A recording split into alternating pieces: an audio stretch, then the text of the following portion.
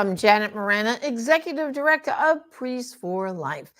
And I know on this program we talk a lot about abortion, but guess what? There's another topic that is life is under attack. It's called euthanasia. And guess what? In West Virginia, euthanasia is on the ballot. And joining me today is an expert on this topic, my dear friend Alex Schadenberg, and he's the executive director of the Euthanasia Prevention Coalition. Alex, welcome to the program. Thank you, Janet. I'm happy to be with you and to talk about this topic and to inform people of what's happening. So yeah, this is very important. Well, I have to tell my audience here that you have been battling this issue for about 25 years, both in Canada and in the United States. And, I think, Alex, when people think of euthanasia, somehow they think it's like old people. But what I try to tell people, people are euthanized, believe it or not, any age, right? Could you just Yeah. give us a snapshot about that? It's not just an old people's thing, right?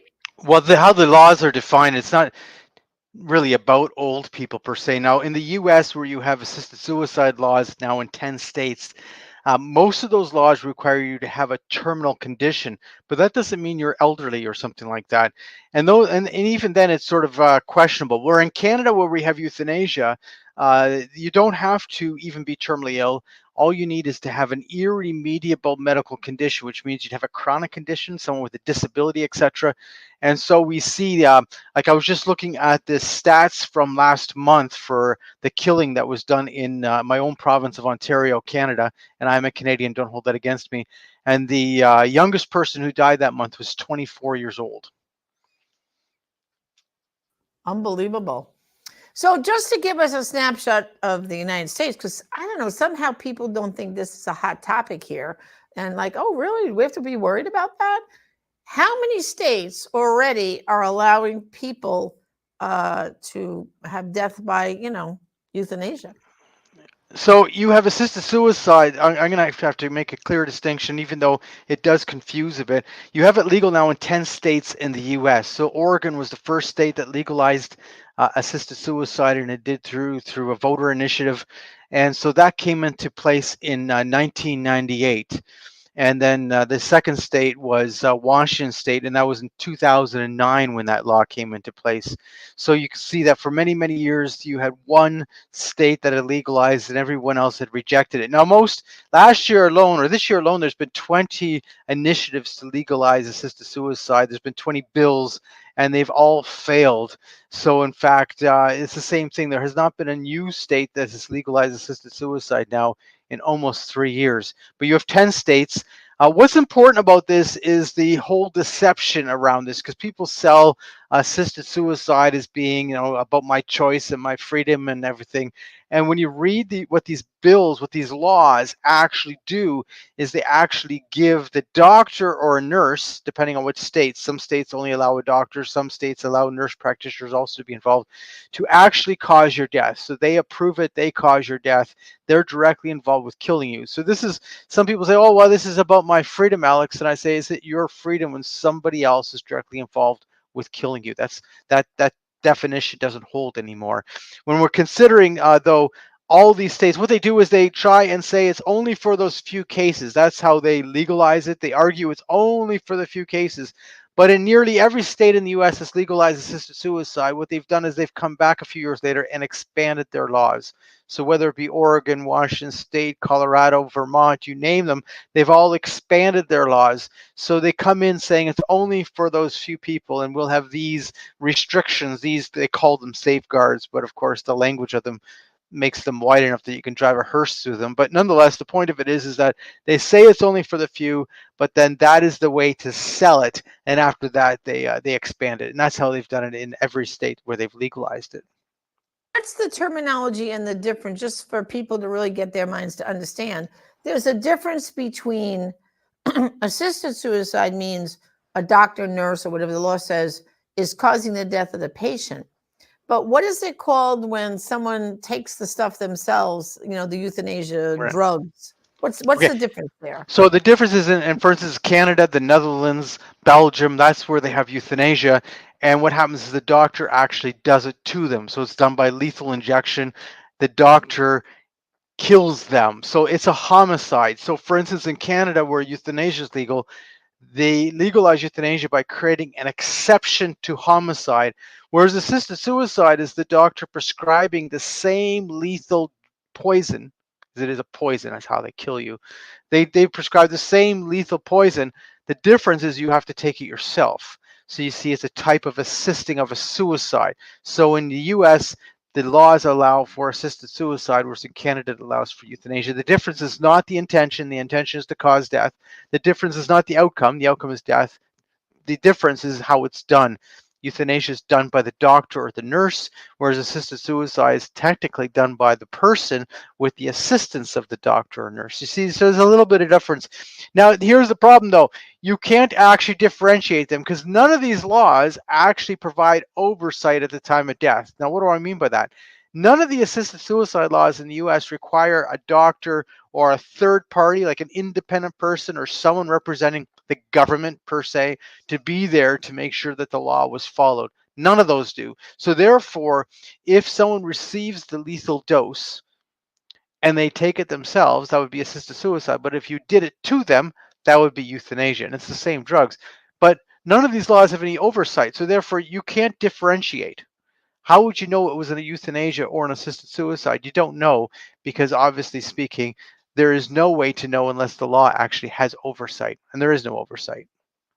Yeah, so basically, technically, if you didn't want to do it to yourself, but you want it done, you could just call a friend over and say, "Here, you Yep. you do it to me, but I won't be alive to tell everybody we cheated," is what you're No, saying, you basically. wouldn't know unless they self-reported it. Unless you say to the authorities, "Ha ha ha, it wasn't an assisted suicide. I actually killed him." You know, what's the difference between me killing you with a lethal overdose and you being prescribed a lethal overdose and me killing you? That wouldn't be a difference, but you wouldn't know the difference in the sense of the person was prescribed and it was considered legal. See, so you wouldn't know. There's no oversight. There was a case a few years ago in Washington State where a lawyer got involved because a family member said that the death of their father was very, very, very suspicious. So this lawyer was hired, contacted the police, got involved. But in the end, because these cases are considered privacy, the government of Washington State refused to release any information. So therefore, it was very difficult. So what happened in that case is the one son had said, "I was visiting my dad just the day before, and he was saying that he wasn't sure whether he was going to take the lethal drugs. He was feeling pretty good, right? He was not planning to take it anytime soon." And the next day, the other son, so this guy's brother, came to visit, and his dad died that night. And so he said, according to the story, his dad had a lot to drink that day, and the other son basically encouraged him. The question was it actually voluntary? And there was no way to know. There was no witness at the time of death. The one son was asking for an autopsy. Usually they don't do autopsies with assisted suicide because the cause of death is known. He was asking for information, couldn't get it. It became a whole crazy situation. Yet the reality was, the son said, "What, I was just visiting dad yesterday, and he was saying I'm feeling good. If I take these drugs, it's not going to be for a while. I'm doing well right now. I'm happy."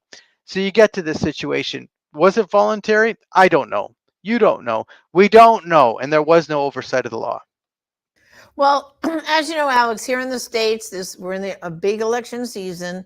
We have Yep. about 10 states that are trying to put abortion through a ballot initiative in their state constitutions to make abortion legal through all 9 months of pregnancy, which is horrific. But I was shocked when you told me West Virginia has a ballot initiative on assisted suicide. So can you bring us up to speed on that? Well, it's actually a ballot initiative to do the opposite of what those, abortion ballot initiatives are trying to do. It's actually trying to put in the state constitution of West Virginia, how would you say, a type of a safeguard that they cannot pass euthanasia or assisted suicide. Because if it's in the state constitution, and let's say a future legislature wants to pass it, they would have to then change the state constitution in order to pass such a thing. So this is called Amendment 1 in West Virginia. And basically what it's saying is that it's protecting the state from legalizing euthanasia or assisted suicide. It says no person, physician, or healthcare provider in the state of West Virginia shall participate in the practice of medically assisted suicide, euthanasia, or mercy killing of a person, and nothing in this section prohibits the administration of a prescription of medication for the purpose of alleviating pain or discomfort while the patient's condition follows its natural course. So what it's saying is the state constitution will prohibit euthanasia, assisted suicide, mercy killing. Of course, if someone's in a lot of pain, that does not affect the question of providing pain and symptom management for someone who's in a lot of pain in order to allow them to have a natural death.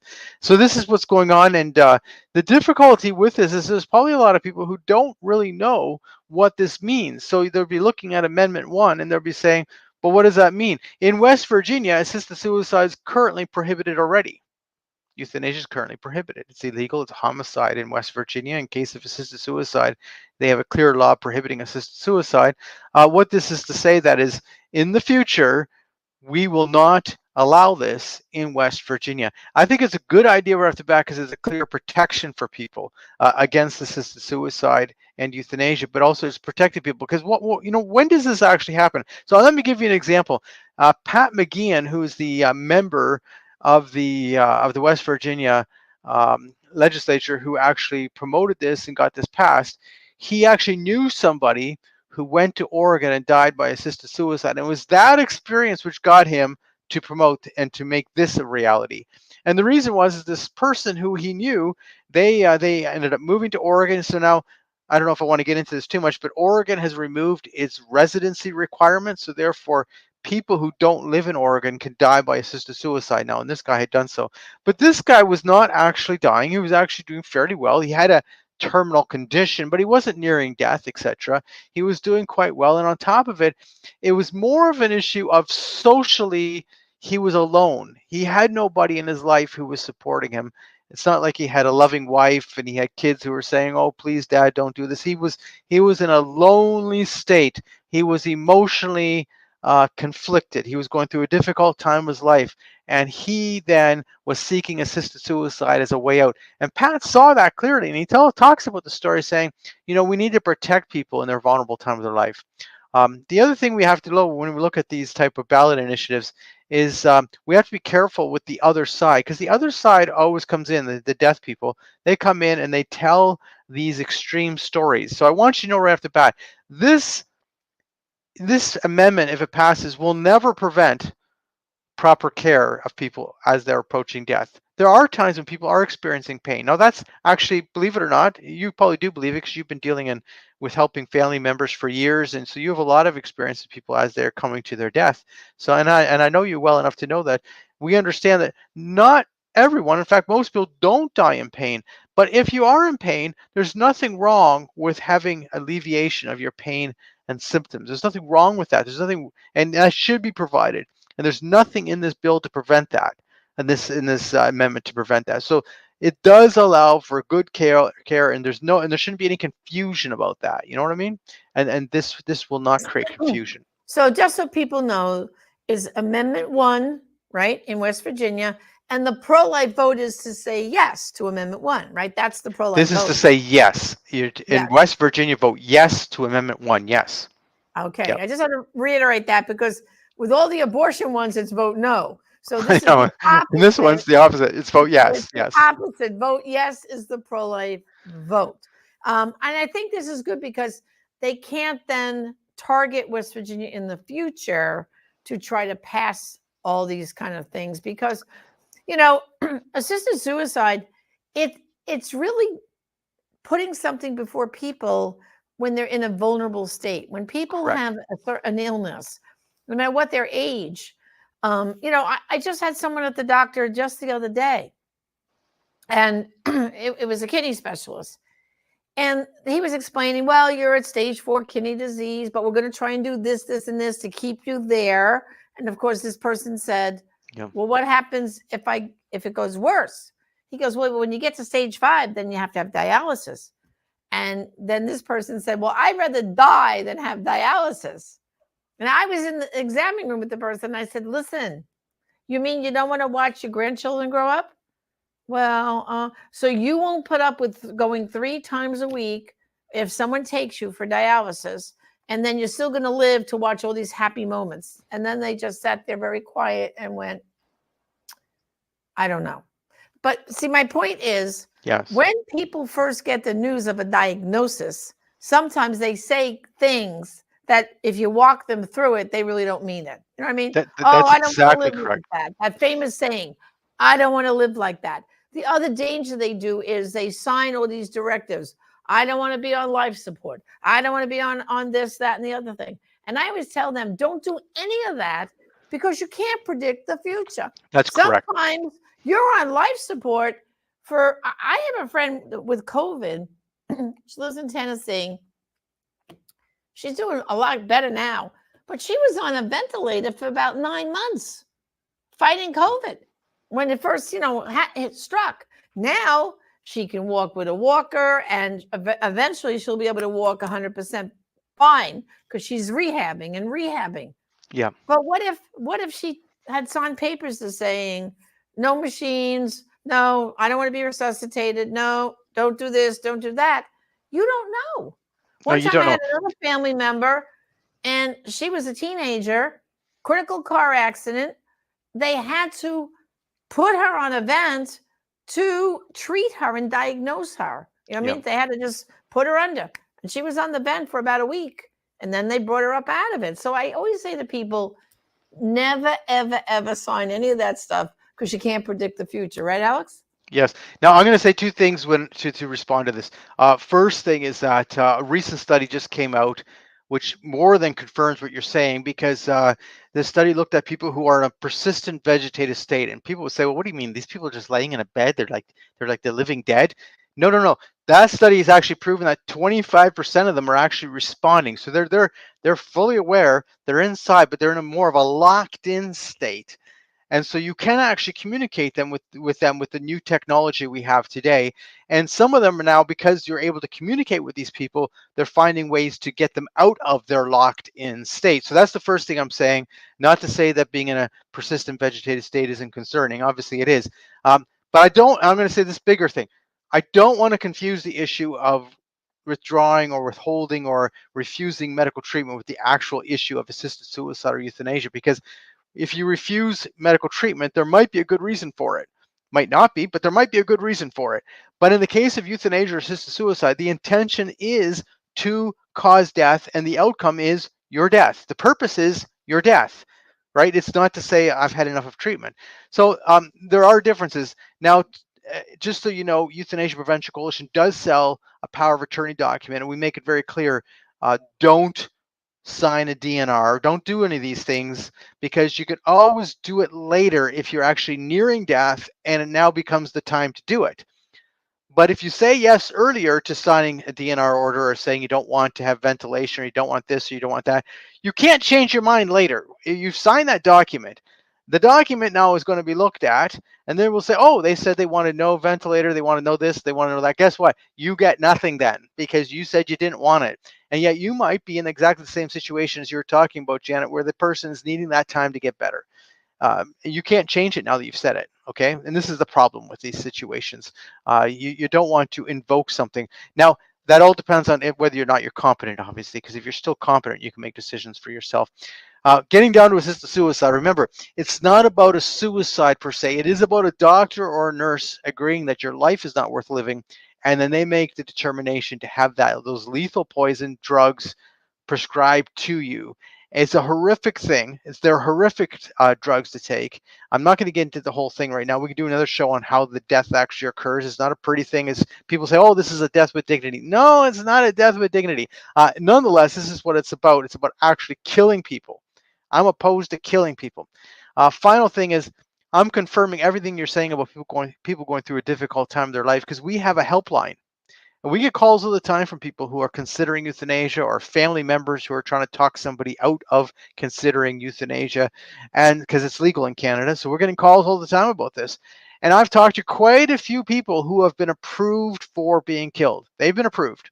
And you're talking to them. And it always comes down to, I'm not saying they had no medical conditions, they had no concerns. They all have concerns. And we all do in our lives at different times. But it always came down to the reality that either there's nobody in their life, they're very lonely, they've seen no, or they're very depressed, they lack feelings of meaning or purpose or value. They're going through a difficult time in their life. So it's more similar to suicidal ideation than it is to freedom, choice, and autonomy. The freedom, choice, and autonomy is a lie anyway, because it's the doctor or the nurse who are directly involved in the death. This is not about my freedom and somebody else is causing my death. It's all a lie. It's all lie, lie, lie, lie. And guess what? How it works, as you know, with lies, the more you say a lie, the more people believe it's true because they've heard it over and over again. All right. So, Alex, if people want to follow your work, follow your blog, where do they go? Euthanasia Prevention Coalition, easy to Google. epcc.ca is the website. epcc.ca. Sorry about the .ca. It's Canada. Don't hold it against me. The blog, though, is the most important place because it is the world's leading source of information on these issues, whether you're pro-death or anti or pro-life. I've been maintaining these articles and writing articles since 2007. It is now the largest source of information in the world on these topics. So it's very good to read it. If you want to know what's happening in your state, you can go to the blog, hit the side bar and hit your state, and you'll know what's happened, whether it's legal, it's not legal, where they've debated it in the past, etc., and the arguments they're making. So once again, to conclude, is West Virginia, you're to vote yes on Amendment 1. And the other big thing is when the assisted suicide people are trying to legalize death in your state, they will always follow the same playbook. They talk about horrific deaths, and then the second thing they do, they say this is only for the few cases. Only for the few. But once they legalize it, of course, they never meant for it to be for the few cases. On top of it, it doesn't start up for the few cases anyway. But once they legalize it, they always expand the law because then they'll say, oh, those restrictions we put in, we realize now that they're actually blocking people who need a good death. Because then, of course, assisted suicide is the how would you say this? The best outcome is what they're selling, rather than for those very few cases, which is what they originally sold. Well, Alex, thanks for enlightening us on this topic. And here at Priest for Life, we will be sounding the alarm for West Virginians to vote yes and protect their lives. So thanks for joining me. Yeah, ring the bell. Yes on Amendment 1. Thank you. God bless. Well, brothers and sisters, I hope you're learning a lot today. You know, even if euthanasia is not currently in your state, it might be coming there, like Alex warned you. And please do not sign DNR orders or any of that stuff. In fact, on our Priest for Life website, you can go to priestforlife.org/will-to-live. It's a simple document. We have them there for all 50 states, what's legal in your state. And it's very simple. You're just putting someone who you trust, who you know knows your wishes, in charge in case you can't speak for yourself. I have one. I put someone in charge, that knows my Catholic faith, that knows my wishes, because I keep telling them, don't you dare not plug me in and resuscitate me. Don't you kick out my plug. But anyway, I appointed someone. That's the best advice. Appoint someone who understands your faith, who understands your wishes in case you can't speak for yourself. Do not sign anything else, because in hospitals nowadays, they come out and say, do you have a living will? Don't sign it. It's all this stuff that's putting them in charge of your life. You want to stay in charge. Again, priestforlife.org/will-to-live. This is Janet Morano, Executive Director of Priest for Life. Thanks, and God bless.